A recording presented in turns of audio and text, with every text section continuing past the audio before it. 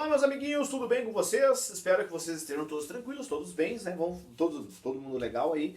Vamos continuar falando sobre a fundação de Roma, né? Até chegarmos na República, né? Já estamos na República Romana, onde o Senado é a instituição mais importante. Lembre-se disso. República, a coisa pública, ou seja, a res pública, aquilo em que as pessoas poderiam participar. E a instituição mais importante da República Romana era o Senado, aonde partiam as tomadas de decisões. E quem era o responsável pelo Senado eram os patrícios, ou seja, os detentores de terra. Ou seja, quem toma as decisões são os maiores proprietários de terra, que tomam decisões de acordo com aquilo que eles imaginam bom para o meio deles, né? Não se importam com as outras pessoas. Professor, que outras pessoas existiam em Roma? Existiam lá clientes, plebeus e os escravizados. São as classes sociais abaixo dos patrícios, né? E os patrícios eram membros do Senado. Muito bem, perfeito. Isso era a parte da República Romana. Porém, com o passar dos anos, a República Romana ela passou a enfrentar algumas dificuldades.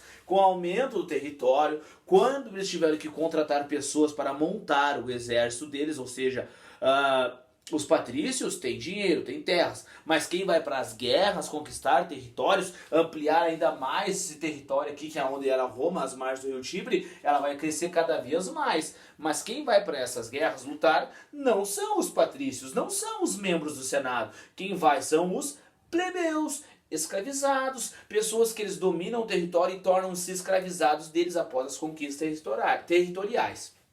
Pois bem, aí começa uma fase que a República vai começar a declinar. Eles vão ter que tomar iniciativas, pois os plebeus e os escravizados não estão mais a fim de pôr a cara a tapa para ir para guerras, para conquistar, para continuar ampliando o seu território. Aí começa uma briga entre plebeus e patrícios, porque os plebeus, a plebe, as pessoas na classe inferior, na sociedade, temos uma pirâmide social. Lá em cima estão os patrícios e abaixo vem os clientes e os plebeus. E os plebeus não estão mais sendo maleáveis ou sendo flexíveis nas tomadas de decisões dos patrícios. Eles não querem mais botar a cara a tapa e não ganhar nada, não ter um pedaço de terra, não ter apenas participar do exército. E aí começa um conflito entre patrícios e plebeus. Livro positivo, página número 37, caros amigos. Na página número 37 vocês vão começar a entender sobre isso, né? Os plebeus eles eram uma classe menosprezada, assim como os escravizados. Os escravizados ainda eram mais menosprezados ainda, né?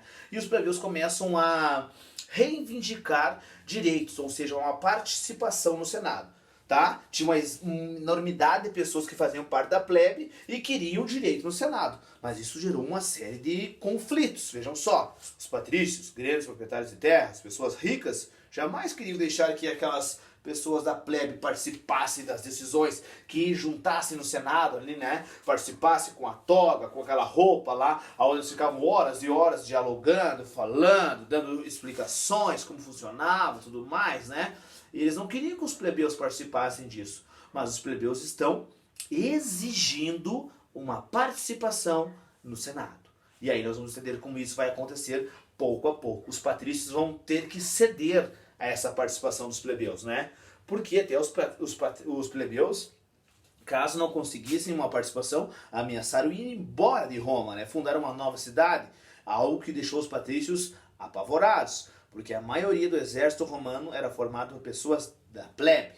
E aí então o Senado cede. O Senado vai ser obrigado a acatar a decisão dos patrícios. O Senado vai ser obrigado a acatar a decisão dos plebeus, deixando que os plebeus participem. E aí são criadas novas leis. A primeira delas vai ser a lei das 12 tábuas, que aí vai deixar de ser dito, ou vai deixar de ser, tipo, antes as leis eram faladas. De hoje em diante é proibido tal coisa. De hoje em diante, agora a lei das 12 tábuas. Eles pegaram algumas tábuas e cravaram nessas tábuas o que a lei diria, né? Para ser mais específico é o seguinte, eles são, como é que diz na madeira, vai ser cravado na madeira as leis agora em diante, vai ficar escrita as leis. Aqui, página número 38. As leis que até então eram transmitidas oralmente passaram a ser escritas, gravada em 12 placas de bronze.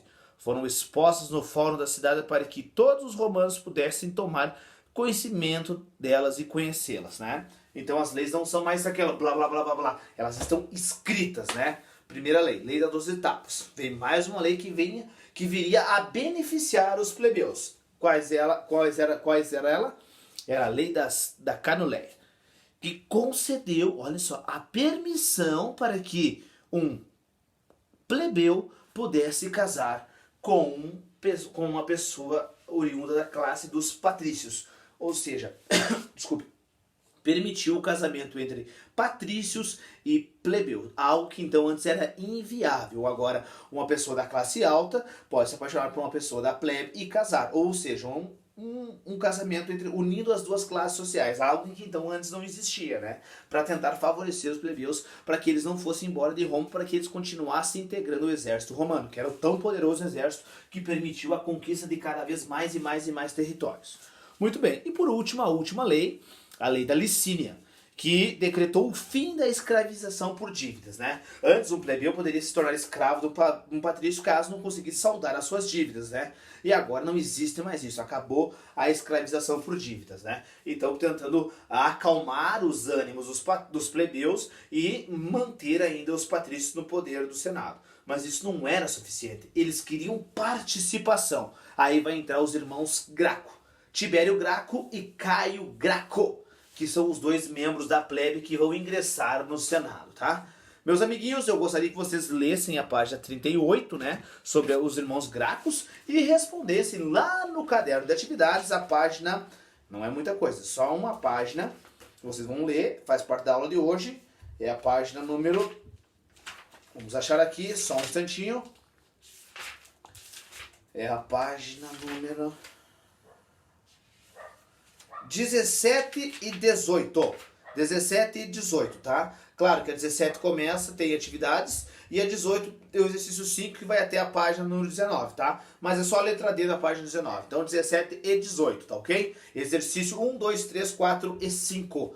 Exercício 1, 2, 3, 4 e 5, meus amiguinhos. Um forte abraço, até a próxima aula.